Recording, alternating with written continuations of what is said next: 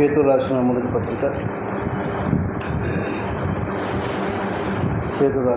పత్రిక 2వ అధ్యాయం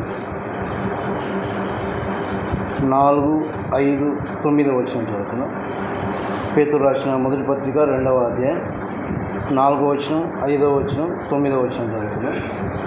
మనుషుల చేత విసర్జింపబడినను దేవుని దృష్టికి ఏర్పరచబడినది అమూల్యమును సజీవమునైన రాయియగు ప్రభువునొద్దకు వచ్చిన వారే యేసుక్రీస్తు ద్వారా దేవునికి అనుకూలములకు ఆత్మ సంబంధమైన బలులు అర్పించుటకు పరిశుద్ధ యాజకులుగా ఉండునట్లు మీరును సజీవమైన రాళ్ల వలె ఉండి ఆత్మ సంబంధమైన మందిరముగా కట్టబడుచున్నారు. 9వ వచనం చదువుకున్నాం. అయితే మీరు చీకట్లో నుండి ఆశ్చర్యకరమైన తన వెలుగులోనికి మిమ్మల్ని పిలిచిన వాని గుణాతిశయములను ప్రచురము చేయు నిమిత్తము ఏర్పరచబడిన వంశమును, రాజులైన యాజక సమూహమును, పరిశుద్ధ జనమును, దేవుని సొత్తైన ప్రజలునై ఉన్నారు. ప్రేమైన వర్లారా, ప్రభు దినాన ఆయన మరణ పునరుత్థానాలను జ్ఞాపకం చేసుకుంటూ ఆయన్ను ఆరాధించడానికి వచ్చినటువంటి మనము బల్ల దగ్గరికి వచ్చినప్పుడు మనకు జ్ఞాపకం వచ్చే కొన్ని సంగతులను ఇందాక జ్ఞాపకం చేసుకున్నాం. మరి ఇప్పుడు మనం చదువుకున్నటువంటి ఈ భాగంలో ఆరాధించడానికి వచ్చినటువంటి మనం ఎక్కడికి వచ్చాము అంటే ప్రభువునొద్దకు వచ్చిన వారే. మన ఎదుట బల్ల కనిపిస్తూ ఉంది, కానీ బల్ల దగ్గరికి మనం వచ్చినట్టుగా ఉన్నప్పటికీ కూడా బల్ల మనకు ఏమి జ్ఞాపకం చేస్తూ ఉందంటే మన ప్రభువును జ్ఞాపకం చేస్తూ ఉంది, ఆయన శిలువను జ్ఞాపకం చేస్తూ ఉంది. కాబట్టి మనం ప్రభువునొద్దకు వస్తూ ఉన్నాం. ఆరాధించడానికి వచ్చినప్పుడు ఆయననే మనకు ముఖ్యమైనటువంటి వాడు. ప్రభువు లేకుండా మనం ఆరాధించలేము. గొర్రెపిల్ల లేకుండా ఎలాగ బలి లేదో యేసుక్రీస్తు లేకుండా ఆరాధన లేదు. కాబట్టి ఆయన దగ్గరికి మనం వస్తూ ఉన్నాం. ఆయన ఎలాంటి వాడు అంటే అమూల్యమును సజీవమునైన రాయియగు అన్నాడు. ఆయన అమూల్యమైనటువంటి వాడు, ఆయన సజీవుడైనటువంటి వాడు. మరి బల్ల అలాంటి మన ప్రభువును జ్ఞాపకం చేస్తూ ఉంది. అంతేకాదు, ముఖ్యంగా ఇందులో మనకు కనిపించే ఒక మాట ఏంటంటే ఆరాధించడానికి వచ్చిన మనము ఎవరమో మనకు గుర్తు చేస్తూ ఉంది.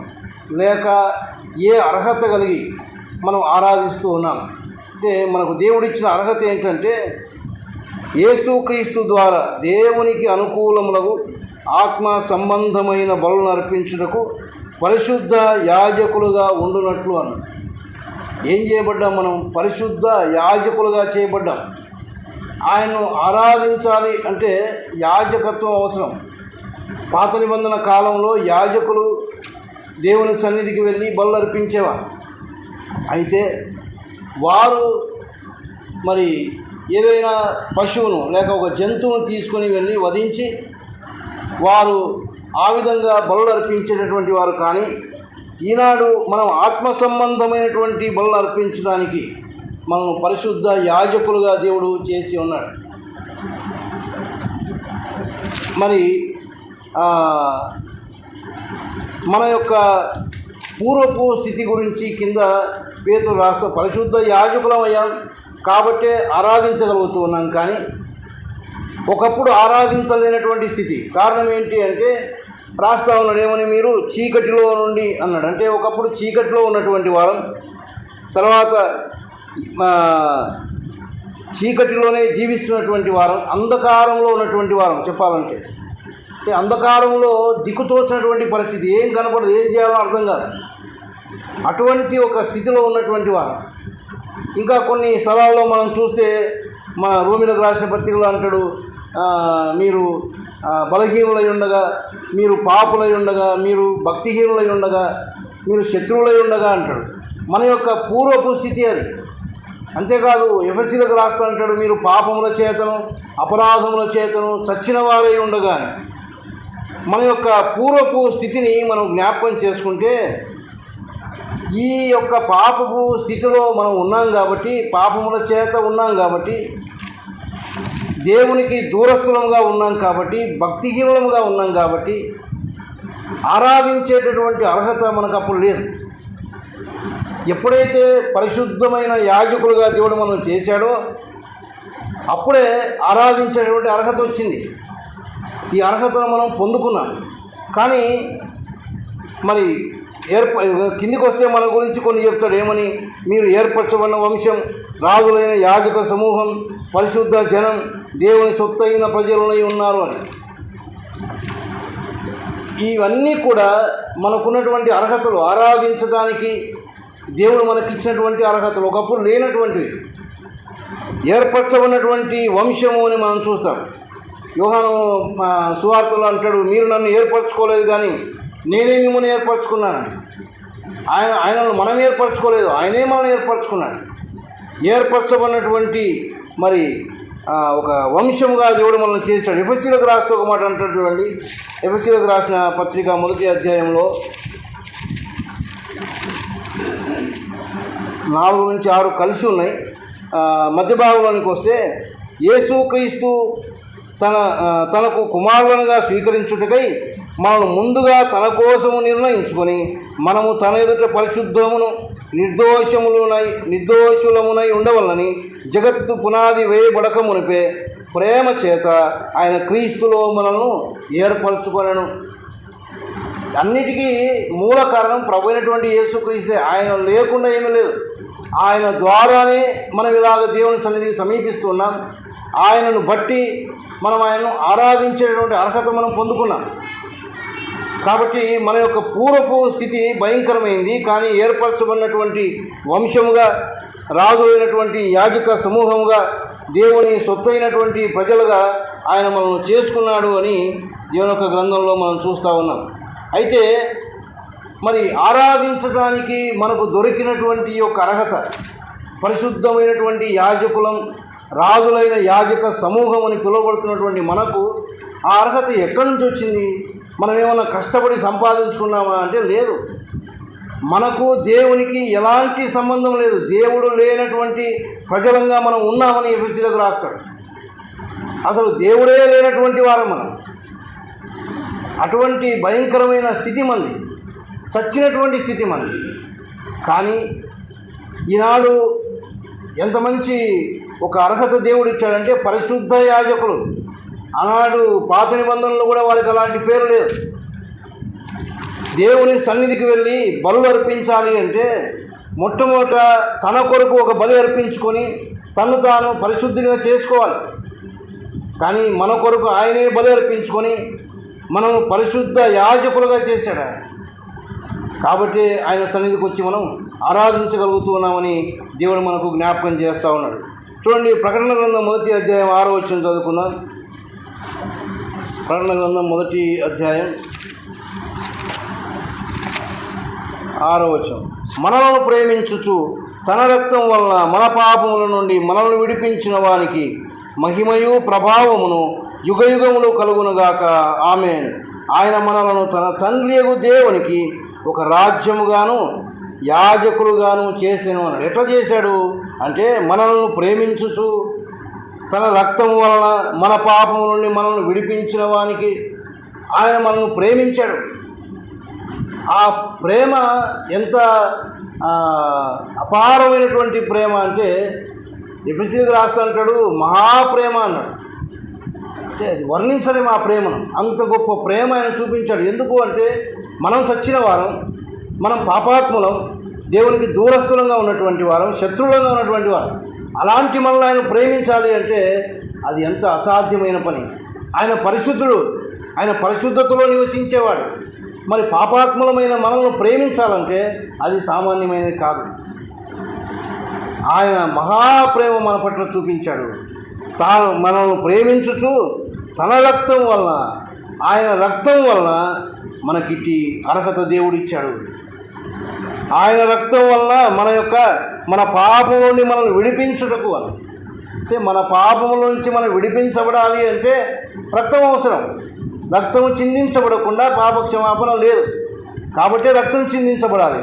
పోనీ ఆ యొక్క రక్తం ఎలాంటిదై ఉండాలి? అంతకుముందు రక్తం చిందించేవారు కదా, పశువులు బలి అర్పించేవారు కదా, జంతువులు తీసుకొచ్చి బలి అర్పించేవారు కదా. అంటే అవి సరిపోయేవి కాదు.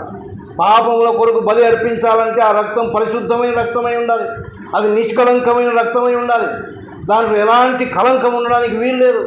మరి అటువంటి రక్తం ఎవరిది లేదు కాబట్టి దేవుడు తానే దిగి రావాల్సి వచ్చింది. ఆయన ఈ లోకంలో జన్మించినప్పుడు ఆయన జన్మలో పాపం లేదు. 33.5 సంవత్సరాలు ఈ పాపలోకంలో జీవించాడు, కానీ పాపం అంటుకోకుండా జీవించాడు. ఆయన నిర్దోషి, నిష్కల్మషుడు, పాపంలో చేరక ప్రత్యేకంగా ఉన్నటువంటి వాడు. కాబట్టి అటువంటి రక్తాన్ని చిందించి మనకు ఈ అర్హత ఇచ్చాడు. పరిశుద్ధ యాజకులమయ్యాం. ఇప్పుడు ఆత్మ సంబంధమైనటువంటి బలులు అర్పించడానికి మనం చూస్తాం. ఇదే ప్రకటన గ్రంథం 5వ అధ్యాయంలో 9, 10 కలిసి ఉన్నాయి. ఆ మధ్య భాగం, నీవు వధింపబడిన వాడవై నీ రక్తం ఇచ్చి ప్రతి వంశంలోనూ ఆయా భాషలు మాట్లాడే వాళ్ళలోనూ ప్రతి ప్రజలోను ప్రతి జనంలోనూ దేవుని కొరకు మనుషులను కొని మా దేవునికి వారిని రాజ్యముగాను యాజకులుగాను చేసితివి కనుక వారు భూలోకముందు ఏలుదురని కొత్త పాట పాడుదురు. ఏం చేశాడు ఆయన? మా దేవునికి వారిని ఒక రాజ్యముగా యాజకులుగా చేశాడు. ఏ రకంగా చేశాడు అంటే, నీవు వధింపబడిన వాడవై నీ రక్తం ఇచ్చి. ఆయన వధింపబడవలసి వచ్చింది. మనము పరిశుద్ధమైన యాజకులు కావాలి అంటే ఆయన వధించబడాల్సి వచ్చింది. వధించబడకపోతే రక్తం చిందించబడదు. కాబట్టి వధించబడిన వాడే నీ రక్తం ఇచ్చి, తన సొంత రక్తం ఇచ్చి మనను యాజకులుగా చేశాడు, పరిశుద్ధ యాజకులుగా చేశాడు. ఆయన ఈనాడు ఇంత ధైర్యంగా ఆయన సన్నిధానంలోనికి వచ్చి మనం ఆరాధించగలుగుతూ ఉన్నామంటే అది ఊరికే దొరకలేదు మనకు, లేకపోతే మన మీద ప్రయాసపడితే మనకు దొరకలేదు. ఆయన వధించబడ్డాడు, ఆయన రక్తము చిందించాడు. రక్తము చిందించబడాలి అంటే శరీరం గాయపరచబడాలి. పోనీ ఏదో కొంచెం రక్తం ఇచ్చాడా అంటే కాదు, సంపూర్ణంగా కడబొట్టు వరకు కార్చాడు ఆయన. చివరికి ఒక రానువాడు పరిగెత్తుకొని పోయి బల్లెముతో పొడిస్తే రక్తమును నీళ్లను కారణంటే ఇంక రక్తం లేదు, సంపూర్ణంగా కార్చాడు ఆయన. ఆ బాధ భయంకరమైనటువంటిది. రక్తము చిందించడం అనేది చాలా సులువుగా చెప్పుకుంటా ఉన్నాం, చిన్న గాయమైతే తట్టుకోలేము మనం. ఆయనను ఆ శిలువకు వేయకముందు, ఆయనకు తలకు ముళ్ళ కిరీటం పెట్టకముందు ఆయన్ని తీసుకొని వెళ్ళి ఆయన పై వస్త్రాన్ని తీసివేసి ఆయన్ను అవమానపరిచారు, హేళన చేశారు, ఉమ్మివేశారు. ఇవన్నీ కూడా నీ కోసం నా కోసం భరించాడు ఆయన. యాజకులమని ఒక గొప్ప అర్హత దేవుడు ఇచ్చాడు, కానీ దాని వెనుక ఆయన ప్రయాస, ఆయన బాధ. క్రీస్తు కూడా మీ కొరకు బాధపడి అంటాడు పేతురు. ముళ్ళ కిరీటం పెట్టారు ఆయనకు. ముళ్ళ కిరీటం ఒత్తినప్పుడు తల నుంచి రక్తం గారిపోతూ ఉంది. ఆ పైబట్ట లేదు ఆయన మీద, కొరడాలతో కొడుతూ ఉన్నారు. దానికి ఉన్న ఆ కుంకిల వల్ల ఆయన యొక్క శరీరం అంతా చీల్చబడింది. ఆయనను ఆ యెరూషలేము వీధులు గుండా ఈడ్చుకొని వెళ్ళారు. ఆ శిలువకు మేకులతో బిగించారు ఆయన. చేతులకు మేకులు కొట్టారు, కాళ్ళకు మేకు కొట్టారు, ఆ పక్కలో బల్లెపు పోటు. ఈ నిలువెల్లా గాయపరచబడి తన అమూల్యమైన రక్తమును కడబొట్టు వరకు కార్చాడు ఆయన. నీవు వధింపబడిన వాడవై నీ రక్తం ఇచ్చి, ఆయన వధించబడి ఆయన రక్తం ఇచ్చి మనల్ని దేవునికి ఒక రాజ్యంగా చేసుకున్నాడు, పరిశుద్ధ యాజకులుగా చేసుకున్నాడు. కాబట్టి ఇది మనము ఆరాధిస్తూ ఉన్నాం. యాజకులమైనటువంటి మనము ఆయన్ను ఆరాధించాలి. అందుకే ఏమన్నాడు అక్కడ? పరిశుద్ధ యాజకులుగా ఏమర్పించాలి? మనం ఆత్మ సంబంధమైనటువంటి బలు అర్పించాలి అన్నారు. వారు శరీర సంబంధమైన బలు అర్పించారు, కానీ మనం ఇప్పుడు ఏమర్పించాలి? ఆత్మ సంబంధమైనటువంటి బలులు. చూడండి, హెబ్రీయులకు రాసిన పత్రిక 13వ అధ్యాయం 15వ వచనం. కాబట్టి ఆయన ద్వారా మనం దేవునికి ఎల్లప్పుడూ స్తుతియాగము చేయదము, అనగా ఆయన నామమును ఒప్పుకొనొచ్చు జిహ్వా ఫలం అర్పించుదాము. ఏం చేయాలి మనం? ఆత్మ సంబంధమైనటువంటి బలు. ఏంటి ఆత్మ సంబంధమైన బలి అంటే? స్తుతియాగం. మన జిహ్వా, మన నోటి నుంచి, మన పెదవుల నుంచి వచ్చేటటువంటి ఆ స్తోత్రాలు ఆయన కోరుకుంటూ ఉన్నాడు. అదే ఒక బలియాగం ఆయనకు. కానీ కొన్నిసార్లు మనం నోరు తెరవలేకపోతా ఉన్నాం. ఆయన స్తుతించాలంటే కూడా మనకు కష్టమే. స్తోత్రం అని చెప్పలేకపోతా ఉన్నాం. స్తోత్రాలు చెల్లిస్తూ ఉండగా ఏకీభవించి స్తోత్రం చెప్పలేని పరిస్థితి మనకి. ఆయన కోరుకునేది అదొకటి. ఆత్మ సంబంధమైనటువంటి బలులు ఆయన కోరుకుంటూ ఉన్నాడని మనం చూస్తూ ఉన్నాం. ఆయన నామమును ఒప్పుకొనొచ్చు జిహ్వా ఫలం అర్పించాలి అంటే ఆయన యొక్క నామాన్ని హెచ్చిస్తూ, ఆయన చేసిన కార్యమును హెచ్చిస్తూ మనం ఆయనకు ఆ యొక్క స్తుతులు అర్పించాలి. ఇంతే ఆయన కోరుకుంటాం. ఆయన ఏమీ కోరుకోవడం లేదు. ప్రియమైన వాళ్ళారా, మనల్ని పరిశుద్ధమైనటువంటి యాజకులుగా చేశాడు కాబట్టి మనం ఆరాధించడానికి వచ్చాం. ఆ అర్హత లేకుండా ఎవరు ఆరాధించలేదు. ఈనాడు ఇంకా నమ్మని వారు ఆరాధించడం లేదు. కారణం ఏంటి? వారిని పరిశుద్ధ యాజకులుగా దేవుడు చేయలేదు. ఎవరైతే ఆయన దగ్గరకు వచ్చి వారి పాపాలు ఒప్పుకున్నారో వారిని క్షమించి వారిని పరిశుద్ధ యాజకులుగా, దేవుని సొత్తైన ప్రజలుగా చేసి మరి ఆరాధిస్తున్నాం. ఆయన్ను ఏ విధంగా ఆరాధిస్తూ ఉన్నాం? మనల్ని పరిశుద్ధ యాజకులుగా చేయడానికి ఆయన వధింపబడ్డాడు. ఆయన మనల్ని ప్రేమించాడు. మన కొరకు రక్తం చిందించాడు. ఆయన శరీరం అంతా గాయపరచబడింది, అవమానపరచబడ్డాడు, హేళన చేయబడ్డాడు, ఉమ్మి వేయించుకున్నాడు. ఆయన మరి ఎలాగ ఆరాధిస్తున్నాం? ఆయన ఆ కృతజ్ఞతా భావంతో మనం ఆయన అదే ఆయన కోరుకుంటా ఉన్నాడు. ఆత్మ సంబంధమైన బలులు అర్పించడానికే మనం వచ్చాం. ఆయన కోరినటువంటి ఆ స్తుతి యాగం, ఆ జిహ్వాఫలం ఆయన కర్పిస్తే అందును బట్టి ఆయన సంతోషించడానికి సిద్ధంగా ఉన్నాడు. కాబట్టి అట్టి ఆరాధన నేను చేయడానికి దేవుడు తన కృప అనుగ్రహించుకుంటాను.